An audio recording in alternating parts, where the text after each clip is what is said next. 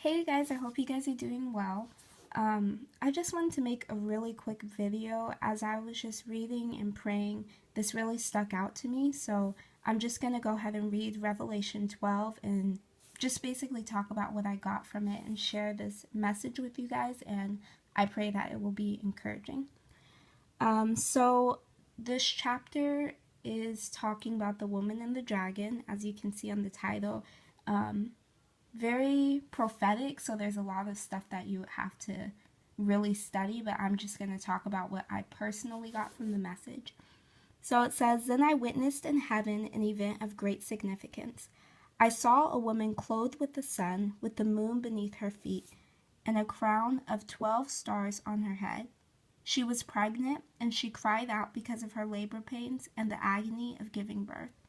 Then I witnessed in heaven another significant event. I saw a large red dragon with 7 heads and 10 horns, with 7 crowns on his heads. His tail swept away 1/3 of the stars in the sky, and he threw them to the earth.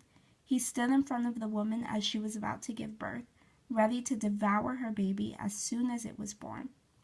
She gave birth to a son, who was to rule all nations with an iron rod, and her child was snatched away from the dragon and was caught up to God and to his throne. And the woman fled into the wilderness, where God had prepared a place to care for her for 1,260 days.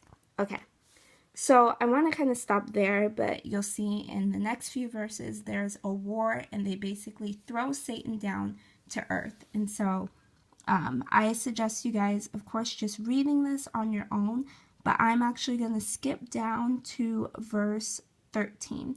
So it says, When the dragon realized that he had been thrown down to earth, he pursued the woman who had given birth to the male child, but she was given 2 wings like those of a great eagle, so she could fly to the place prepared for her in the wilderness. There she would be cared for and protected from the dragon for a time, times, and half a time. Okay, so what I basically wanted to talk about is this concept of being in the wilderness. And we often talk about, God leading us into safety and God protecting us. And, my question is, what if that safety and what if that protection doesn't look like what we would expect it to? A lot of us are going through the wilderness right now. Maybe, we feel like we're isolated, like we don't really have any godly friends around us, or, we feel like God's placed this desire in our heart for marriage, or, for a courtship right now that will lead to marriage, and we just feel like, God isn't answering us, or stuff is being kept from us, and we're in this wilderness and we feel alone and we feel tired, or maybe we're just dealing with a lot of persecution. But I want to encourage you guys to say that, when we look at this woman had to flee to the wilderness where God nourished her, where God took care of her and protected her from this evil. And so, if you don't have, godly friends around you, or something's happening where you feel kind of isolated, maybe you're in this wilderness right now because God is keeping you away from something that is going to harm you.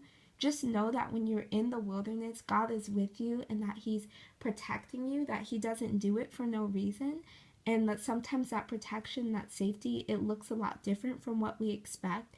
And sometimes, we think that there's things that are good for us, and we think it's this godly thing. We think it's going to lead to great things, but God knows, what's actually going on. And so a lot of times He keeps us away from stuff, as, any loving father would if they knew what God knew.